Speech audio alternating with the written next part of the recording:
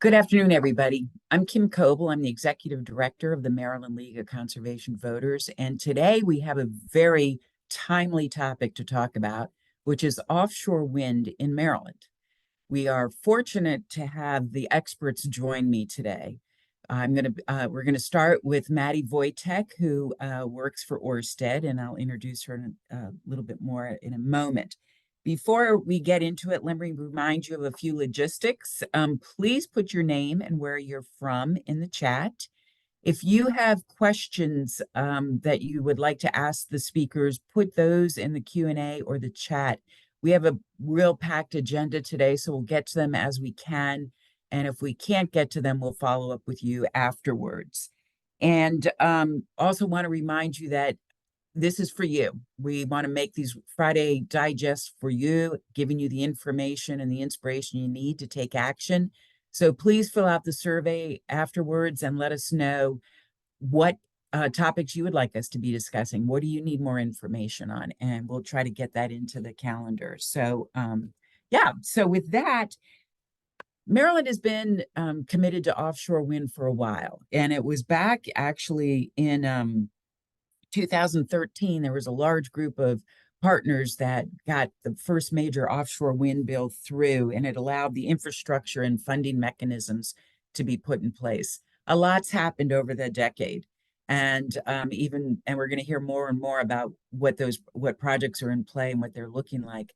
But last year, 2023, we, and along with our partner CCAN and many other constituents groups, passed the Power Act, which stands for Promoting Offshore Wind Energy Resources. And that established a very big and new goal for offshore wind in Maryland, and also introduced some funding mechanisms to help bring the industry up and along. So we've been supportive of that initiative and have been working hard over the last few years to get offshore wind a renewable source of energy, 100% clean, and we want Maryland to be able to take advantage of that. As I said, I'm joined by Maddie Wojtek. She's head of government affairs and market strategy Maryland for the company Ørsted. So Maddie, thanks for joining me today.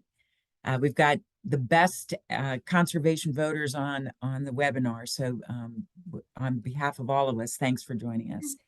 Let me start with the question, which is Ørsted continuing to work in Maryland with the Skipjack Wind Project? The headlines have made us question whether that project is moving forward. Yeah, so I'm here to clear the air and confirm for everybody that the Skipjack Wind Project is still very much under development. The announcement yesterday was around our withdrawal from our OREC awards with the Maryland Public Service Commission. But during that time, we did make sure to really try to communicate that we're still going to develop the project. And in fact, we also are looking for what is known as a new offtake agreement. So essentially an agreement to sell the power. I know some people are wondering, well, what does development mean? And I think a lot of people on this call are probably familiar with construction and operations plans. This is a huge milestone for offshore wind projects. And we are still working on ours. We're getting it hopefully ready for submittal. We're putting on a few final touches to it. But that will be a really big milestone in our permitting process. I know you'll be joined by US Wind later. They're going through the process right now. They've already submitted theirs. So we will be pushing forward and ahead on that front. So to summarize, you're here in Maryland and you're staying, right? That's great news. Really happy to have you clarify that for everybody because there was a lot of questions. But you mentioned the OREC withdrawal. So can you take a step back and explain what challenges that you're facing that's causing that kind of an action? Yeah, so I think a lot of people have been hearing over the last probably year about these macroeconomic challenges, and those are inflation, high interest rates, and supply chain issues. Obviously, we all know where the economy is. I'm sure you hear it on the news. You probably see it in your own personal finances. And what a lot of people kind of forget is that offshore wind is really capital heavy up front.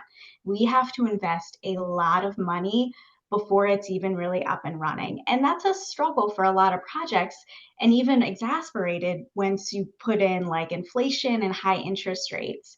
We also had the war in Ukraine. And when that happened, everybody was like, oh my God, we need to pivot away from, Russian oil and natural gas. We need to adopt clean energy. We need to be energy independent, which is great. But it seriously put a strain on the supply chain. Everybody in Europe really moved forward, and we all know that offshore wind kind of got its start over there. And that has really, really put a crunch on the supply chain. And you just combine all of those things, and it is a perfect storm that has unfortunately made the agreements that we had entered into prior to any of this happening just unviable commercially.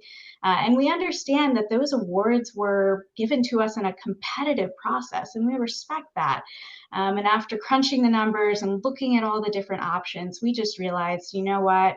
It's probably best for us to withdraw. But again, we still believe in this project. We still believe in this market. We just need to find a new structure to be able to, make money off of our project. Okay. Um, I don't want to call it the dumbed down version, but the dumbed down version is we've got offshore wind turbines that are going to uh, turn and create energy. That Yeah. energy goes underground through cables that Mhm. then come on shore and Yep. ultimately get into our grid. So that Yep. transmission of the energy from the offshore to our homes, right? That whole Yeah. transmission Yeah. is really complicated, very difficult to put all those pieces together. Yeah. So talk to me a little bit about how you guys are approaching and what, if you think there's any successful models out there that we might be able to mimic here in Maryland. Yeah, yeah. So transmission is also a really big component of the projects, like you said. We are actually interconnecting our project in Delaware, which is a fun and unique challenge for a Maryland project. But it's where the best and most accessible point of interconnect into the grid is. We've seen a lot of states to the north of us, New Jersey, New York, even the New England states that have entered into this transmission kind of project proposals. So for those of you that are familiar with the Power Act, you'll know that a good portion of that bill was actually related to transmission, not only studying transmission on the Delmarva Peninsula, but then an eventual request for proposals for projects to improve the grid, to upgrade it. And I think that's going to be a huge part for the future of offshore wind. We've got Hmm. this 8.5 gigawatt goal in Maryland, and it's great. But we also need to make sure that the grid can handle it. And frankly, the grid on the coast just isn't really there yet. And that's because nobody really saw a situation where we would be bringing power offshore, onshore. So it's new technology coming online, and we're adapting to it. But I think that there really needs to be a hard look, and we're starting down that path in Maryland, which is great, on how we can make sure that the transmission infrastructure is there for projects, because that is another really big challenge for projects everywhere. But I think it's a unique one for Maryland, considering, the fact that we do have to interconnect in Delaware.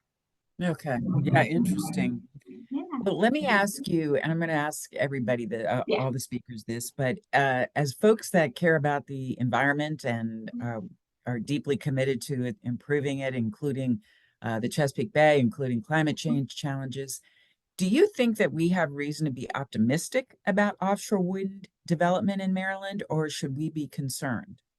I absolutely think that everyone on this call should be optimistic about offshore wind.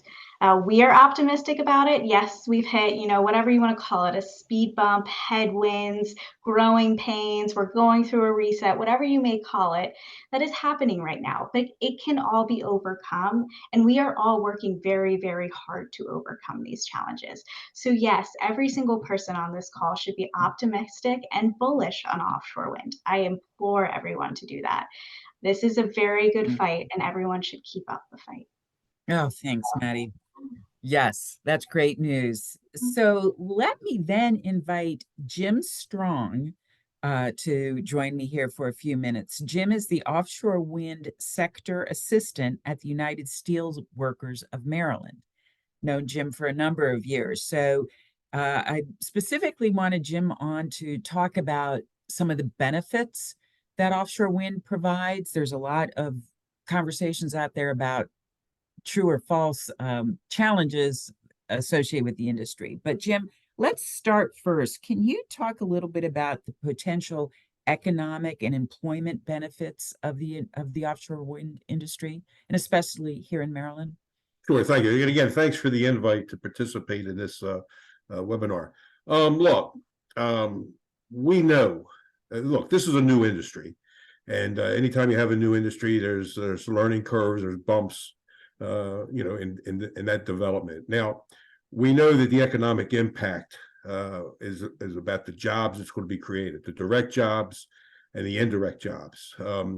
Specifically, the project at US Wind, which we are partners with. First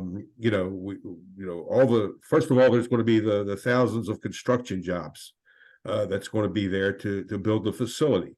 US Wind's announced that they're going to build a plant called Sparrows Point Steel Mill.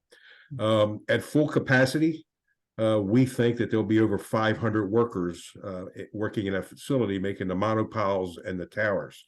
Now, that's just the direct jobs there. There's going to be other jobs that will be the indirect jobs as far as the suppliers, the other employees that are going to be transporting the towers, the monopiles to the site, and then the actual installation of the project. So, but talking, we're dealing strictly with the Sparrows Point Steel Mill, the project at Trade Point Atlantic.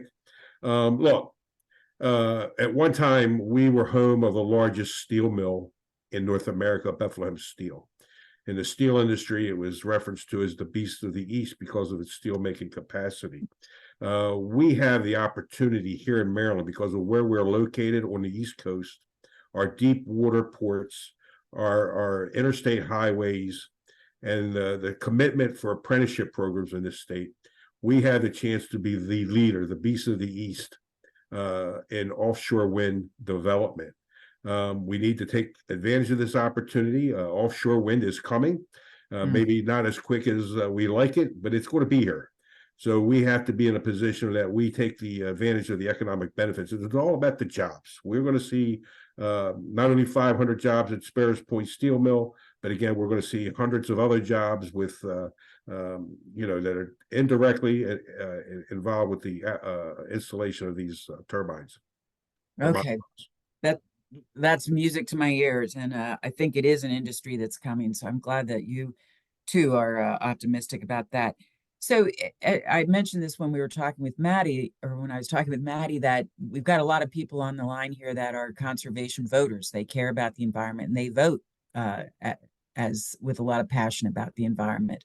So what can they do to help shape this industry and bring it about? Is there a role for them? Well, there's a role for everybody that wants to see Maryland become the leader.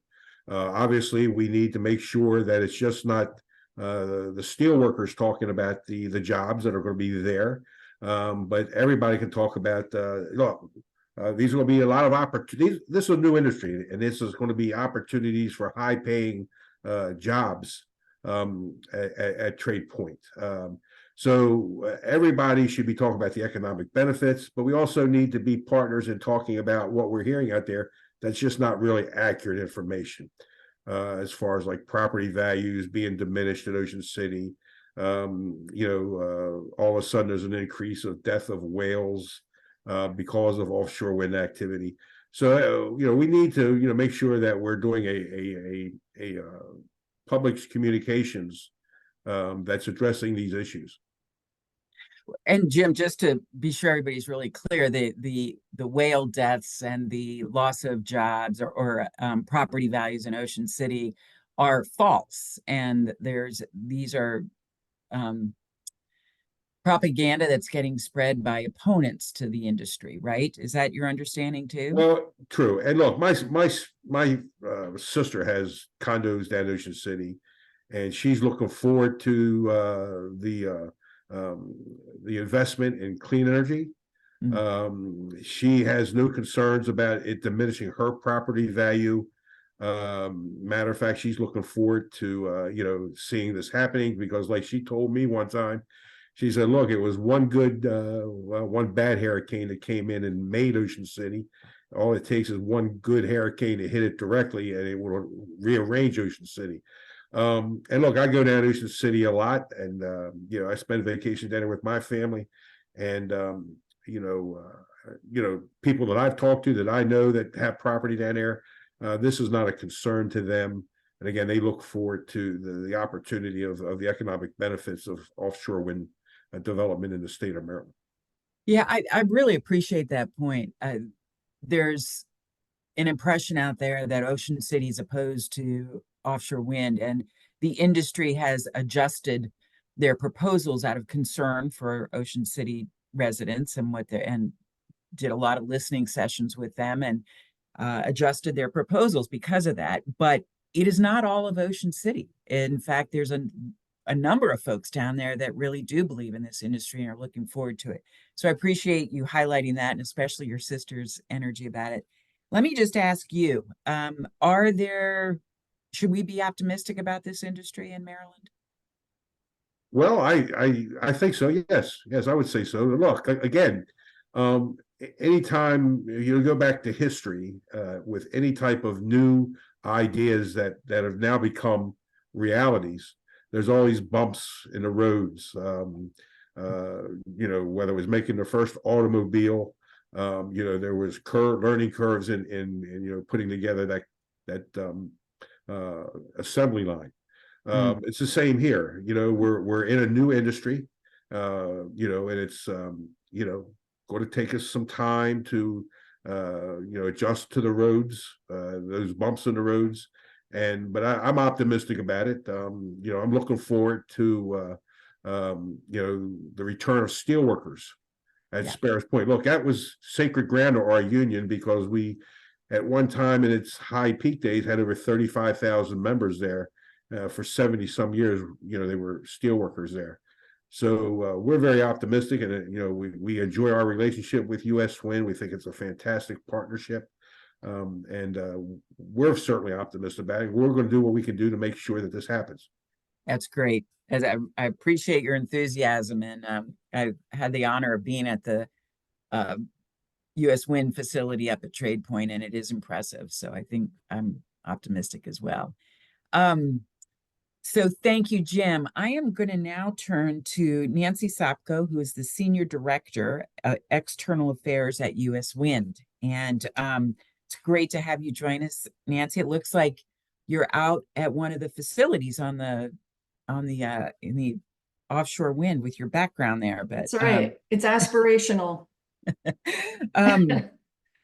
So you have the project that's moving forward in Maryland, and why don't you give us a quick overview of what that project looks like and where you are in the process?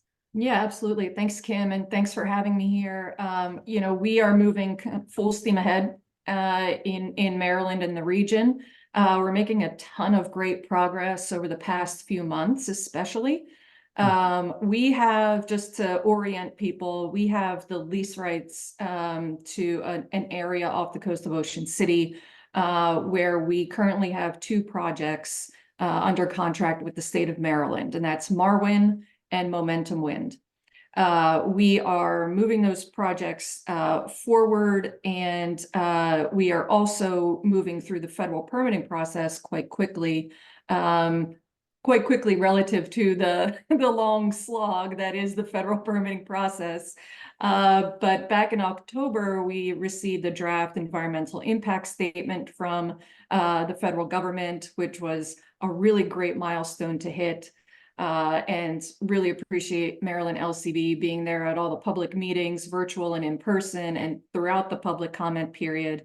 We are now on track to get a final environmental impact statement this summer, and then a record of decision on our full application just about 6 weeks later. So we are really pleased with the progress we're making in the federal permitting process, and that is to permit the entire lease area. So we have two projects under contract with the state of Maryland. We have remaining capacity in our lease area after those two contracts but we are permitting the entire lease area. So we have a great leg up with the remaining capacity.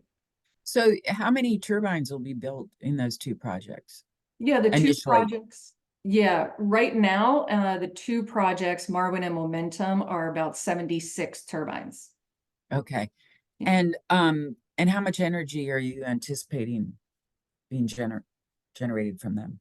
Yeah, from those two projects, that is about 1,100 megawatts of offshore wind energy, which can power about 500,000 homes in the Delmarva area. Yeah, so we're really, really excited. And getting that energy to the grid, as Maddie touched on, is a really big deal. But we were thrilled to announce in December a big deal with the state of Delaware. Yes. That really kicks off negotiations with them to land our cables in the Delaware Seashore State Park. And so we're thrilled for that partnership and to kind of set us on a path to getting all that good, clean energy to homes and businesses.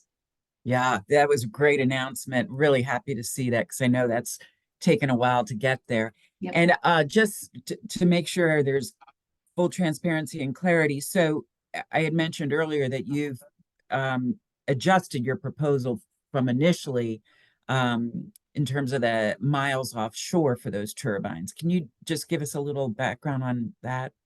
Yeah, so I mean, our lease area, when fully built out, could bring turbines as close to, let's say, the Ocean City Pier, about 12 and a half miles. With our first two projects, they will start being built the easternmost portion of the lease area and then get closer to shore as they're built. So Marwin will be about 21 turbines, 21 miles from Ocean City. And then Momentum Wind will be an additional 55 turbines.